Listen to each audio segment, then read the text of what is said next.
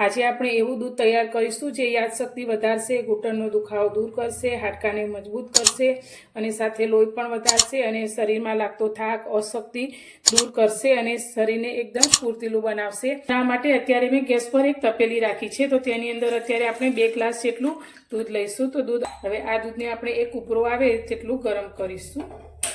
મેં કેસરના તાર લીધા છે, 7 થી 8 તાર લીધા છે। તો તમારી પાસે હોય તો જરૂરથી એડ કરવા, ના હોય તો સ્કીપ કરી શકો છો। હવે બીજી વસ્તુ અંદર એડ કરીશું તે છે કિસમિસ। હવે આપણે દૂધની અંદર ઉમેરીશું ખજૂર। તો અત્યારે મેં ઠળિયા કાઢી અને 7 થી 8 ખજૂરને આ રીતે લઈ લીધી છે, તેને આપણે દૂધની અંદર લઈ લઈશું। તો ખજૂર એક પોષક તત્વનો ભંડાર ગણાય છે જે હૃદયને મજબૂત કરે છે, હાડકાને મજબૂત કરે છે અને લાંબો સમય સુધી પેટને ભરેલું રાખે છે અને શરીરને ખૂબ જ સારી એવી શક્તિ પૂરી પાડે છે। તો અત્યારે આપણે ખજૂર અંદર એડ કરી દઈશું। બધું સારી રીતે મિક્સ કરી હવે આપણે આને થોડી વાર માટે રાખી મૂકીશું, જેથી અંદર જે કિસમિસ અને ખજૂર છે એકદમ સરસ રીતે સોફ્ટ થઈ જશે અને દૂધ થોડું આપણું ઠંડુ થશે। તો વિડીયોને સ્કીપ કર્યા વગર પૂરો જોજો અને વિડીયો પસંદ આવે તો લાઈક કરજો અને શેર કરજો।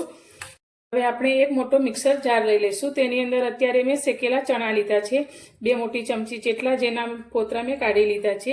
તો શેકેલા ચણાની અંદર પ્રોટીન, ફાઇબર, આયરન, કેલ્શિયમ ખૂબ જ વધારે હોય છે, જે વજન ઘટાડવામાં મદદ કરે છે અને શરીરની નસોને મજબૂત કરે છે, સાથે બ્લડ શુગરને પણ નિયંત્રિત કરે છે અને શરીરને એક નવી તાકાત આપે છે।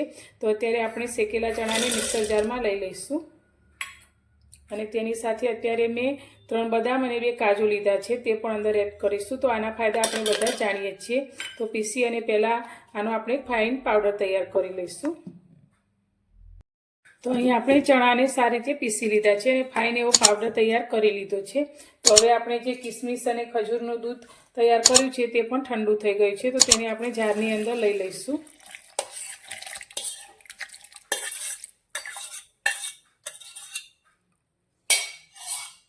અને ફરી આપણે બધું સારી રીતે પીસી લઈશું। તો તૈયાર છે આપણું અઢળક ફાયદાઓથી ભરપૂર એવું હેલ્ધી અને પીવામાં પણ એકદમ ટેસ્ટી એવું દૂધ।